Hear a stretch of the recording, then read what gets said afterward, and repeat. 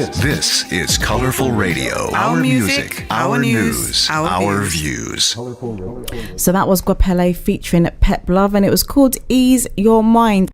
And I'm now in the studio joined by Christene Burgess, who is a mindfulness practitioner.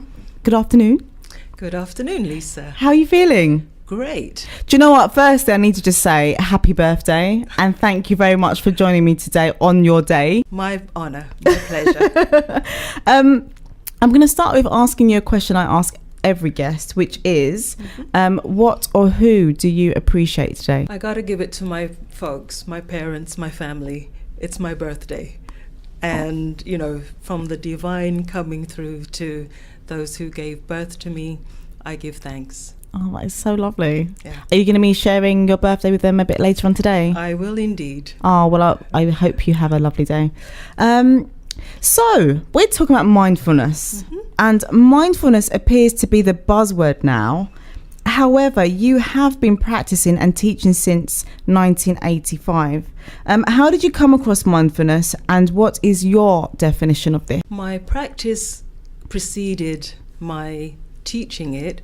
However, teaching it is still a practice because you're actually learning on the job, having to manage your reactions, how people relate to and understand or misunderstand the practice, and just being present and focused on what am I here for, how best can I serve. That's a constant. I came to it through, I would say, you know, if it's not too far out, divine guidance. I went to a simple job agency on a high street after traveling, got a job somewhere, and my boss meditated. Right. So in the course of getting to know my new employer, you know, I asked so many questions about meditation, and there comes a point where you can't ask anymore. You just got to learn and do it. So I got into the practice, and I went from, actually it was transcendental meditation initially, and then progressively found myself on a 10-day Vipassana insight meditation course. And as they say, it's not so much the rest is history as the rest is the future. And here we are.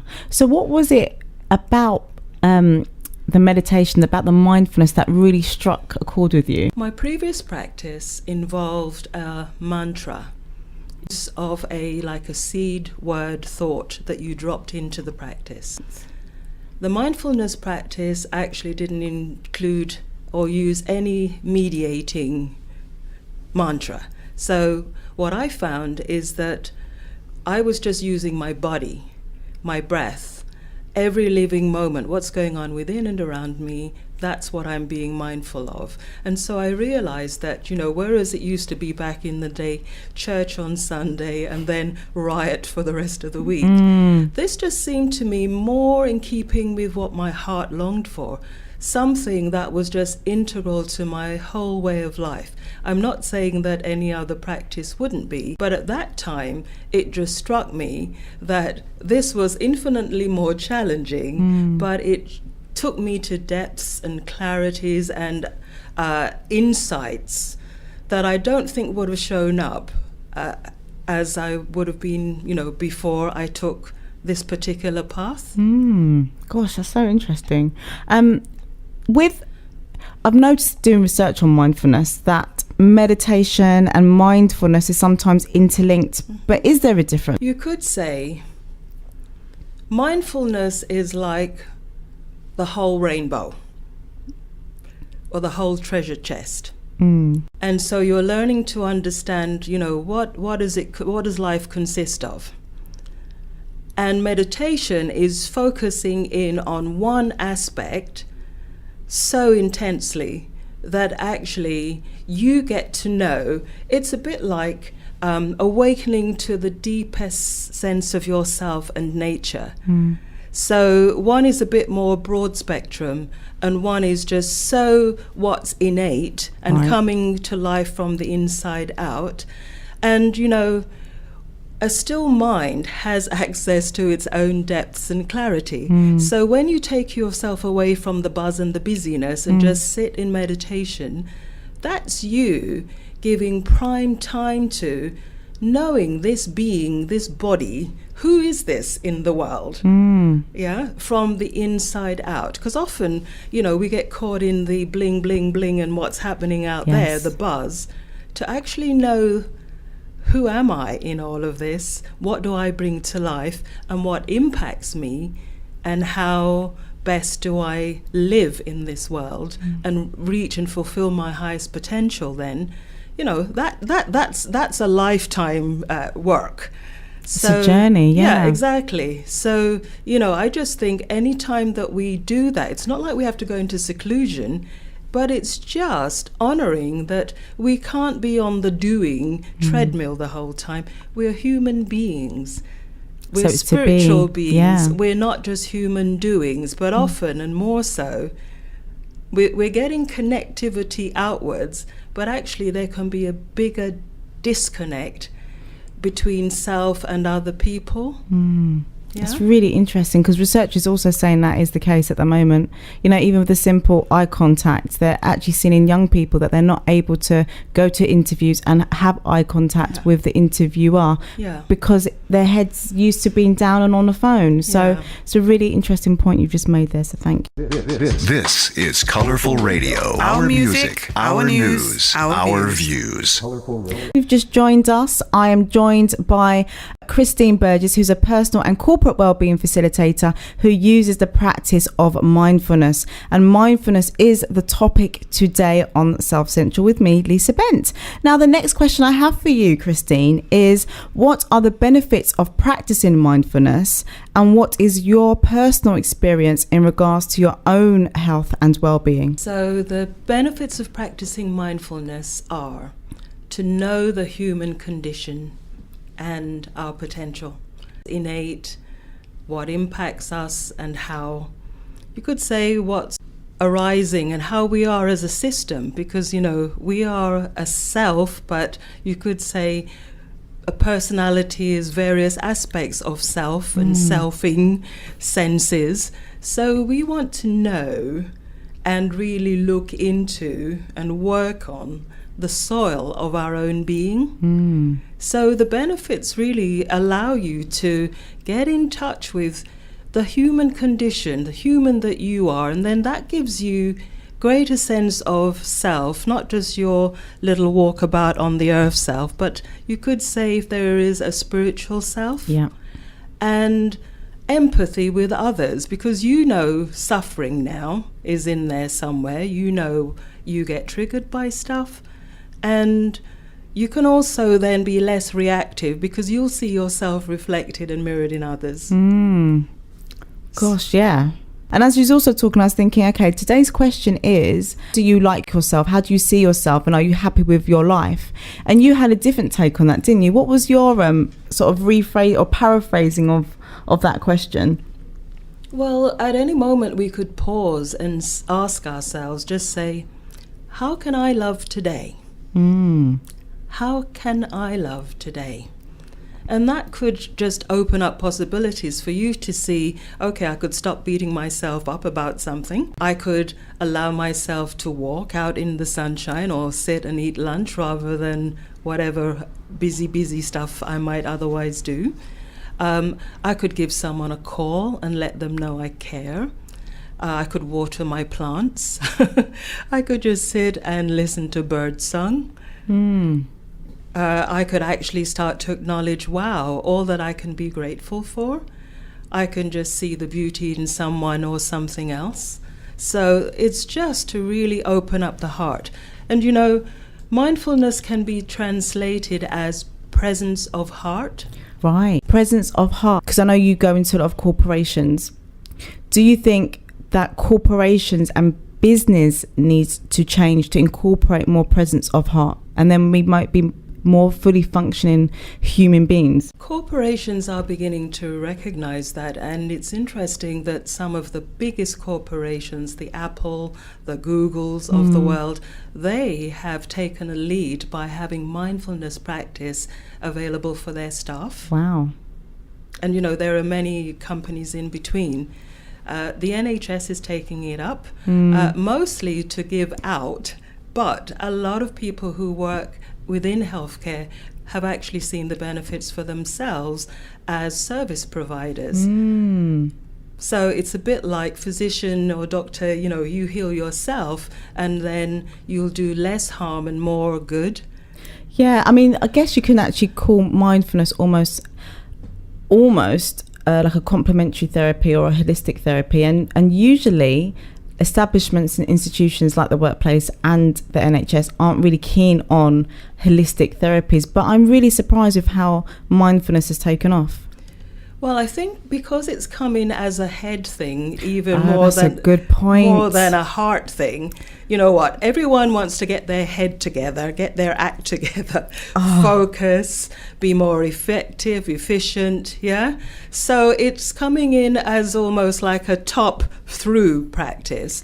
But you know what? It's going to reach your heart eventually because compassion, self-care comes with it. You cannot be milking and driving your workforce to distraction just to get the production line, that end of things. And then what? What's the fallout rate?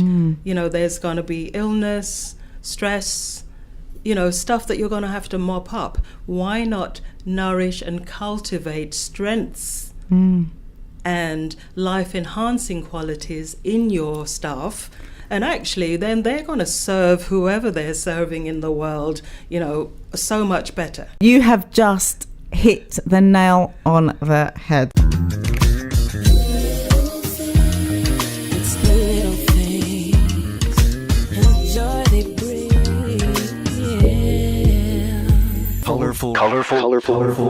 Colorful radio.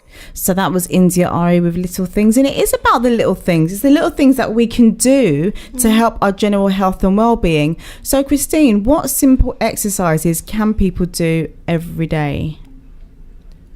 Pause and just be aware, I am here.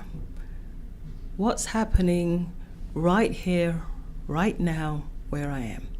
Because it could be that you're aware that your shoulders are up near your ears and you're really tense and churning, and you can just go, okay, I don't need to hold all of that tension. So in the pausing, it will just allow you to tune into the body. Equally, you could just know that you're breathing, so just tell yourself, okay, let's just feel a breath. And ride the waves of the breath. Feel the breath releasing, flowing out, and you're receiving. Not much else would be happening in your life if you weren't breathing. So, just every now and then tuning into just the gift, the power, what a breath symbolizes. It's like you're alive. No matter what's going on, what's really getting you down or what's not happening right now, the essential thing is you're breathing, you are here, and hopefully resourceful enough then to be able to take care of what needs taken care of. If you didn't have that breath, that body, those functions, then you probably wouldn't be worrying about what's troubling you anyway. Coming to the breath every now and then, and just tuning into the breath allows you to really go full spectrum in that it can just remind you of what's important and get some perspective. You could feel the body. So home in on your feet.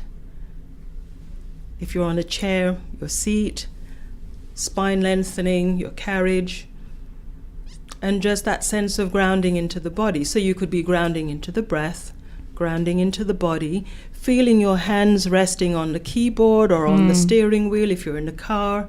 Now, you don't want to be closing your eyes when you're driving or using heavy machinery, but, you could just sense, God, have I got an almighty grip on this steering wheel or, on my computer mouse or whatever, if you still use a mouse. And, it's just those little things that can allow you to let go of some stress and tension that in the course of the day, you just drop those little stresses out of your system. Right. So you're refreshing yourself as you go, than getting up in the morning like elastic band, stretching yourself from sun up till sundown. Those put little breaks on. The little pause button. Yeah, throughout the day, so that you can just retake stock, and also, this is restorative. And then, something else you can do is just experience whatever is here. So it could be the elements. On a previous show of yours, Lisa, I heard someone saying, when it's raining, sometimes just to feel that moisture on your skin.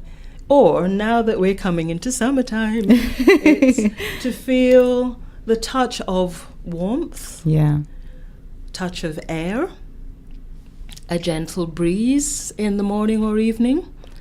Or if you're eating your lunch, savor each mouthful. You've chosen to eat something, and it's possible that you've just munched it so fast that it's finished, and you don't even recognize you finished, but more to the point, what did I just eat? Every day could be the same sandwich because you're just not present to what am I eating? So you're not really getting nourished through all the senses. There's the visual, there's the tactile, there is maybe the taste, the touch, the smell, everything.